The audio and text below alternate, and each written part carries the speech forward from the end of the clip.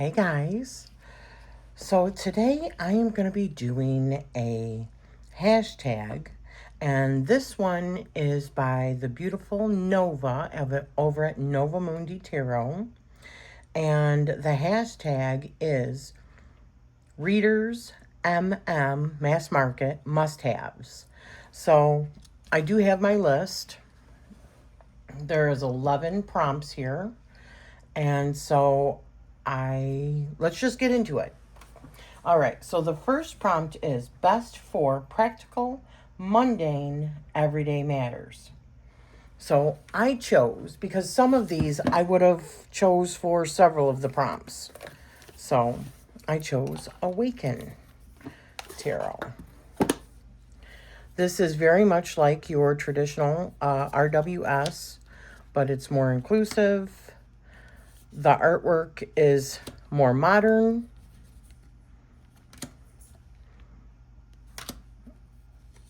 As you can see, definitely more diverse,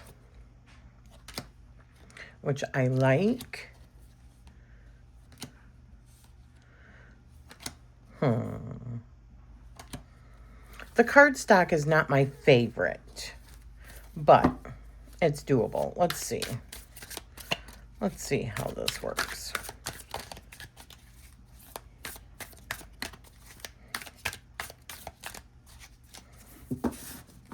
The overhand is easy. It's a very pliable. Oh yeah, it is a good shuffle. Yeah, I was remembering wrong. This is a good shuffle. Yeah, so I'd say this is an easy, practical. The hard part for me is mass market. Honestly, I gravitate more to my indie decks. I'm not gonna lie. I cannot help it. I like way more of my indie decks. All right. So this was a bit of a challenge for me. So best for love and relationship readings. And I hope that it's okay that I did include a couple oracles. I can't remember. I've only watched a couple people do this tag so far. This is a newer one that my hubby just got me. And it's the Tell Me You Love Me Oracle by Vogto Bene. Valio. Oh. Yeah. Vogto. I don't know. Bene and Sandy. Tattoo. I don't know. I'm sorry.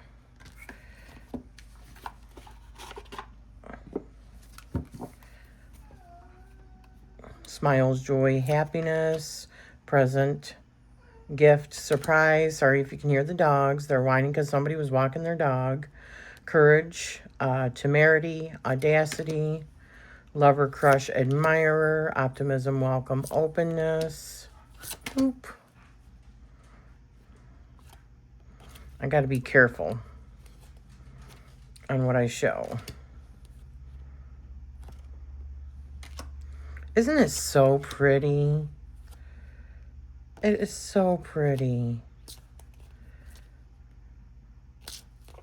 So it seems very romantic and very lovey-dovey. Right? Lovey-dovey. So, yeah. This was an easy pick for mass market for me. There are other ones that I would choose to use that are not mass market. The next one, best for shadow work. Here is another one that I just got, and I love it. And I could see how this could be used for shadowy stuff, considering it is the dark moon, right? Dark goddess and traumas. There's 4 different categories in here. We've got the essence cards. These cards carry the energy of the dark moon through all 12 astrological signs. Then we've got the shadow cards. These cards represent the energy of the dark moon in the same sign as the new moon. Okay. And then we've got the dark goddess cards. There's 12 dark goddesses in here. And then suit 4, the rebirth cards. I believe that there's 12 for each one of them. How many cards do we have in this? Is it 48, I believe? Yeah, so 12 for each one. Let me just show you some of the art. So pretty. I just got this.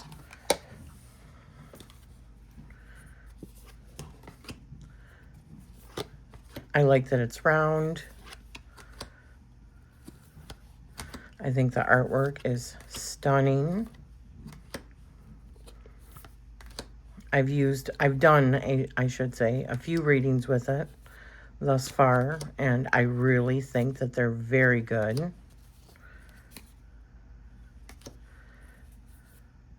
Isn't that beautiful? And it's mass market. It's inexpensive. So yeah, Persephone. Yeah. Ground yourself. So yeah, I could see using this for doing some inner shadow work.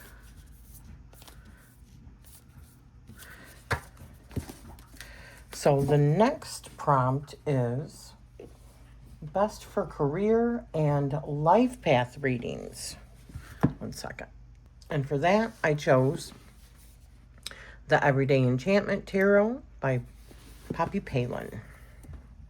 Now my version is cut down. I trimmed all of the edges. But let me get into it so you can... Sorry, I should have had this more prepared. But I am trying to not make this a super long video. This is a great book. And these are very modern images. So I feel like this also shows careers a lot. And what was the other thing? Yeah, and life path stuff. I think the first time I seen this deck was over on Patsy's channel. Oh gosh, maybe 6 years ago, 7 years ago. And she was doing past life readings with this. And I just thought it was so good. I would say she's the one that encouraged me, even though she didn't know that, in order to get into doing life path, past life exploration for tarot. I mean, I wanted to be regressed, oh God, 20 years ago, by Sylvia Brown when she was still alive. But that was just something that was on my, wish list kind of thing, because her wait list was like, I think 9 months long in order to get regressed by her. And then it cost like almost $1,000. And yeah, it just was not in the cards for me then. I mean, my kids were little. It just was not in the cards for me. But seeing this in action in a past life reading, past life readings, you see like career stuff, you see like life path themes, all that. This definitely portrays that, I think, but with like a modern spin. So this is another one that could have been also used for like the mundane. It could have been used in prompt number 1. It could be used in several of the different prompts. But I'm really glad that I got this deck and that I cut it down, because I was not having those borders. So, yes. So the next prompt is best for healing and emotional recovery. And, I mean, honestly, I could think of any of my decks for, any of these prompts, honestly. But I thought of this one, and that is the Earth Woman Tarot by Tarn Ellis. This is just such a soft feel. The artwork is so beautiful. I actually love that there's no faces. I love that bit about it. I think the color palette is beautiful. I think the expression, even with not having faces, is right on. And this does feel like it could be extremely healing. Yeah. I love it. Oh, yeah.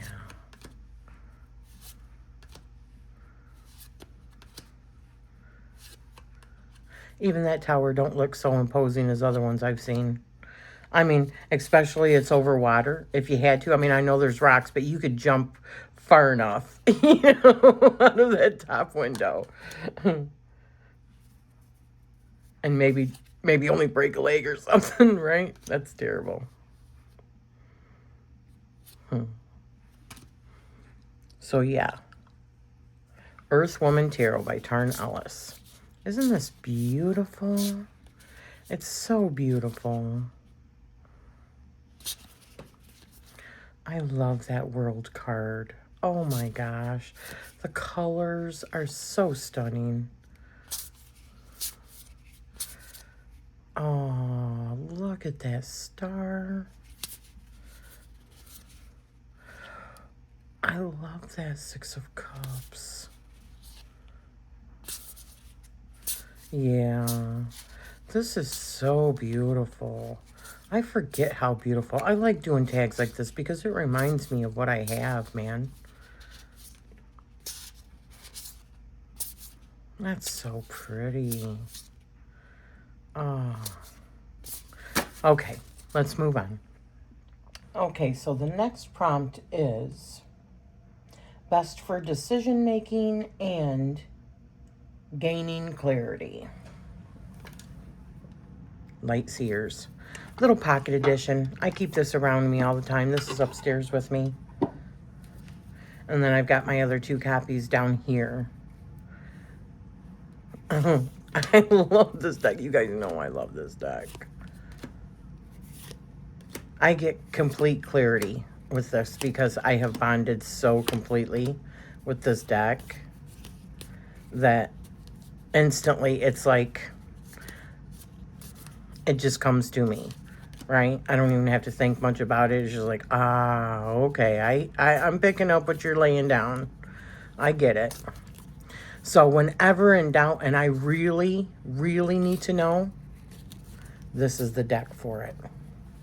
This is the one. Always. Oh, she's just everything. I love her so much. You know I love this one.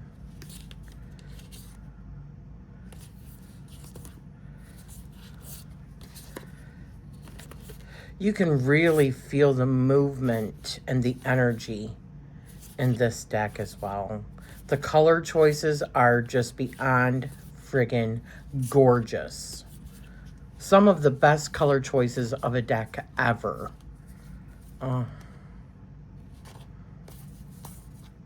Yeah, my favorite moon card. Absolutely stunning.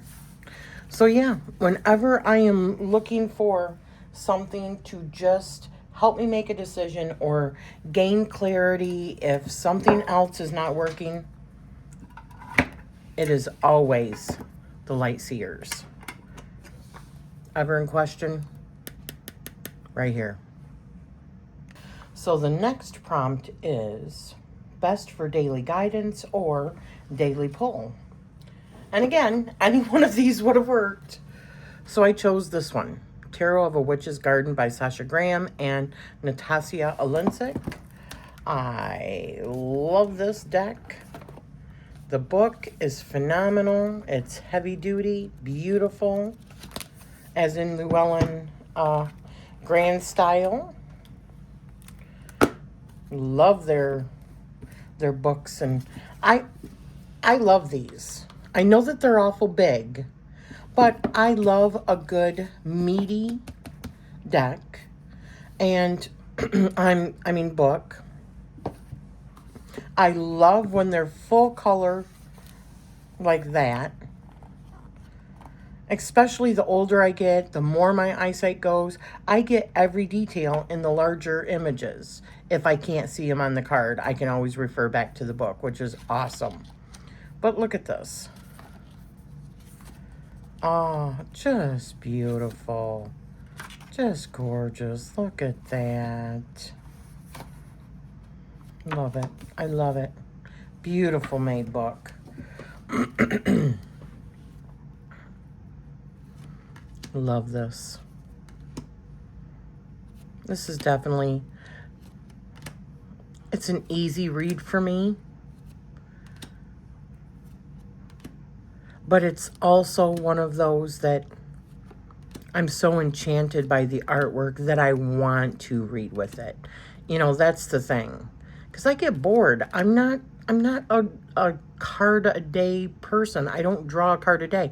If I were to draw a card a day, it would be more at the end of the day in reflection rather than show me what the day's energy is going to be. I don't want that. That's not for my practice anymore. It used to be.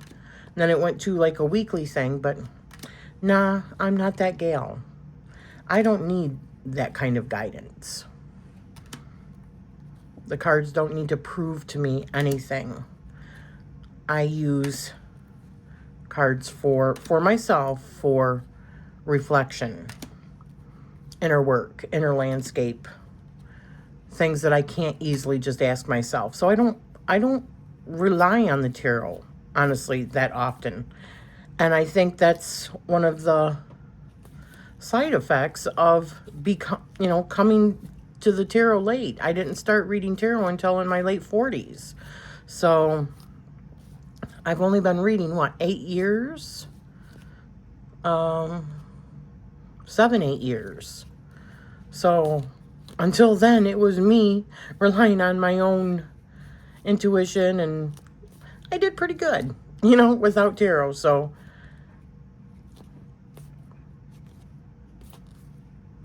but if I were to, it's a deck like this that is visually stimulating and for fun and looks good. Yes, in a journal. Okay, if I'm being honest. So that was my prompt for, what was that? Best for daily guidance or daily pulls. That would be the one. There are other ones too, but this would definitely be one of them. So the next prompt is, excuse me, best for beginners, something practical, easy to use, yet a bit extra. And for that one, I chose another Llewellyn. This was one of the very first decks that I ever got several years ago. Mermaid Tarot by Lisa Robertson and illustrated by Julie Dillon. Of course, this is a Llewellyn. Again, another beautiful, heavy-duty, beautifully bound and created high-quality book.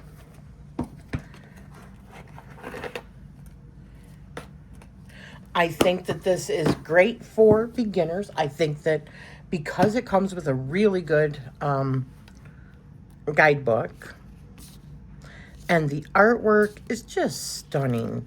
The twist is, with a little extra, it's mermaid themed, water themed. I think that's really cool. I used this quite a bit early on. And then I have not picked this up in at least a couple of years. And look at how fantastic this is.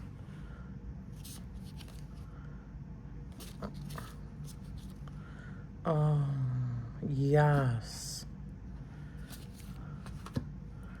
Two of Cups.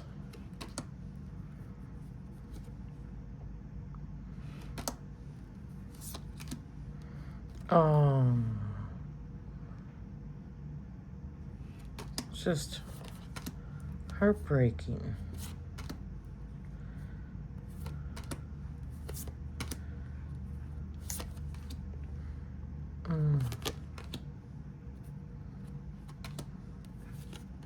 This is so pretty. So, so pretty. I even love the edging that I did. The backs are pretty. The cardstock. Easy to shuffle. This is a bit glossy. Beautiful fanning. Yeah, beautiful fan. And these Llewellyn are really good for rippling as well. That was kind of a fail for me. I am used to make playing cards linen, which I just friggin' adore. But that works. Gorgeous, gorgeous, gorgeous. So this is a great one for beginners. Everything that you need is in here. All the elements are as they are. It's just the spin on it. The little extra is that they're mermaids. It's a water world. And that's fun. So I think that's also, if you are somebody that loves mermaids, it could be a really great starter for you. If you're someone that is into witches, if you're somebody that's into dragons, get something like that, I would say, for a beginner. Something that keeps you interested in the storyline, and the images keep you interested because you're more apt to keep on reaching for it.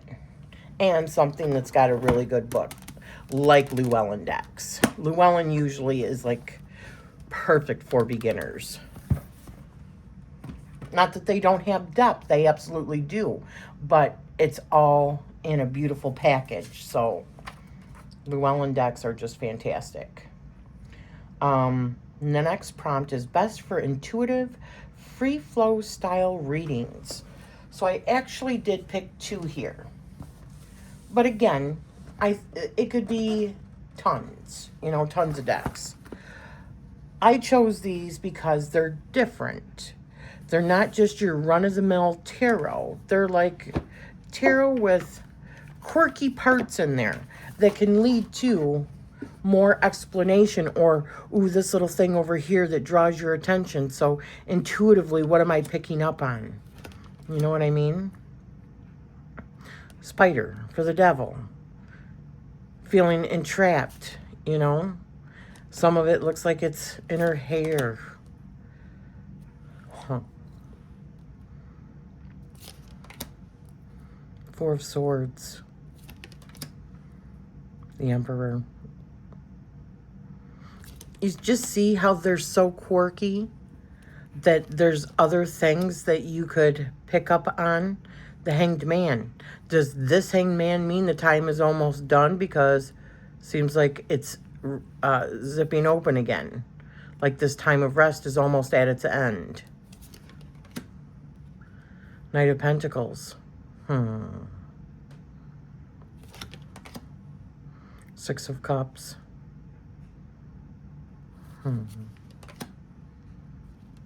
8 of Wands.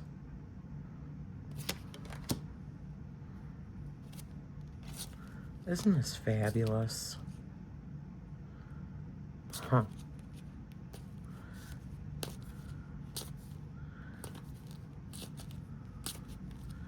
Yeah, oh, she's just beautiful.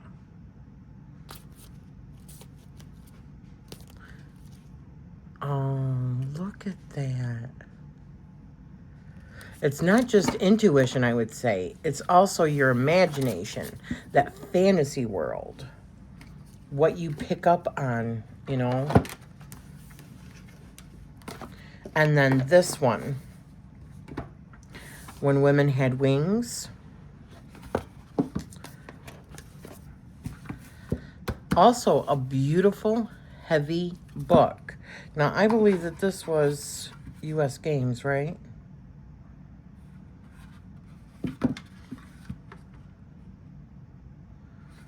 Does it not say? Yeah, U.S. Games.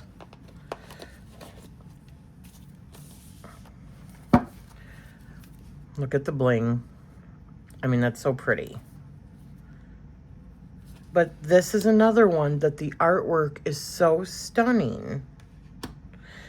And it's so different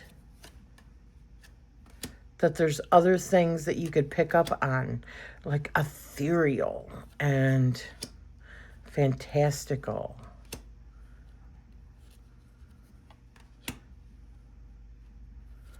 Yeah. So your intuition could pick up more.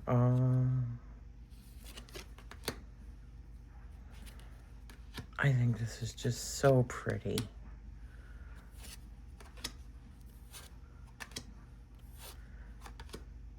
That is terrible.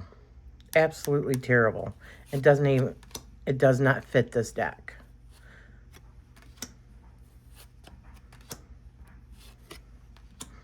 Look at how beautiful they are. I love that wand.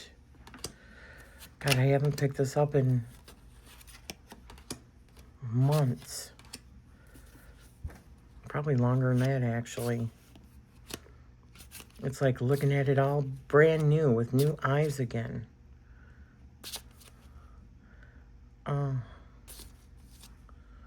I love this. Okay. I will be here forever. Yeah, I don't want to go through an entire deck for one of these hashtags. All right. The next prompt we have is best for taking to parties for fun, engaging readings. Bum, bum, bum. Grim Tales, of course. Keep in mind, this is mass market. But how many people know about the Grimm's Tales from when they were kids, you know? Absolutely. Like, Rapunzel and Red Riding, the Big Bad Wolf. Oh, God, what are some of them? I'm going to know as soon as I stop this video. I'm going to go, oh, yeah, that was that too. It's just fun. It's fun.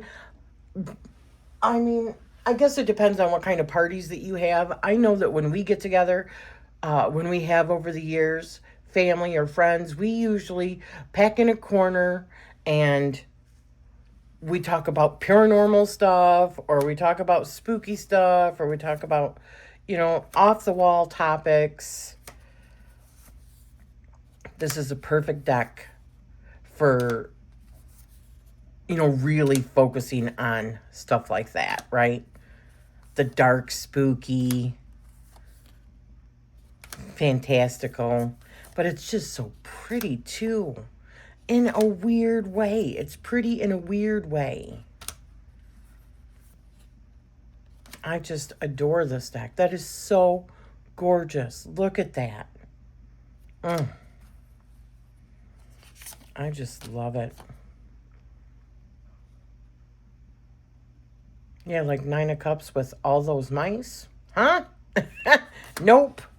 That would not be my 9 of Cups. That High Priestess. That's just wild, man. Yeah. Oh, 9 of Swords. Yeah. Look at that. That's freaky as hell, but it is pretty. So pretty. Look at that 10 of Swords. Oh, tell me this would not be the talk of a friggin' party. Doing readings with a deck like this, people go, oh, oh, look at that. Oh, I love this card right here. I love that. Yeah. So this Grim Tale, perfection. I love this deck so much.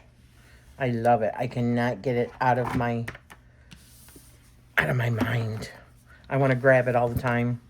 And the box is perfect. The size is perfect. This is a perfection deck right here. Perfection. All right. Last one. Number 11. Best for reading for people who are scared of tarot / a hug deck. So I thought about Tarot of Oneness by Robin Voicey.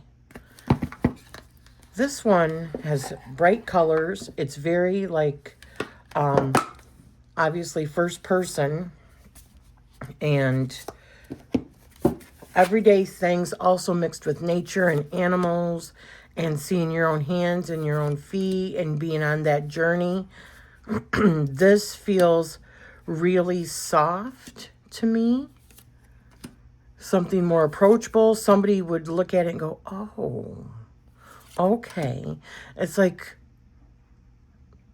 I would think that it's more approachable. It's not as scary. There's no like doom and gloom like on any of these. I mean, that one's a little bit, I could see that off-putting, but it's not scary. Sorry, I had to pause. But yeah, look at how beautiful this is. This feels very approachable to me. Even that devil, he's like very alluring. The star, ooh, that 10 of cups. Gosh, I love that. Who could be afraid of that, right?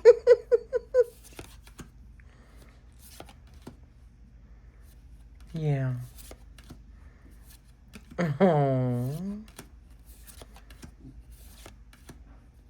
Oh, I love this.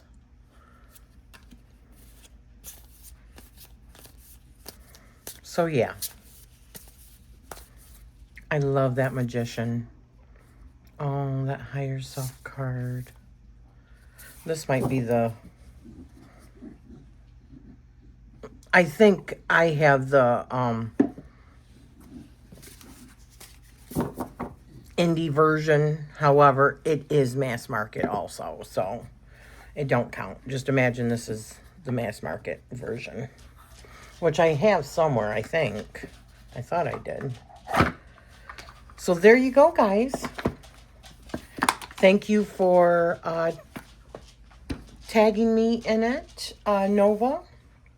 I'm not sure when this is going to air because I've already got several other videos that are waiting to come on. So we'll see. I have enjoyed this and I'm trying to watch when I can. Thank you so much for spending your time with me. And I am sending you love always.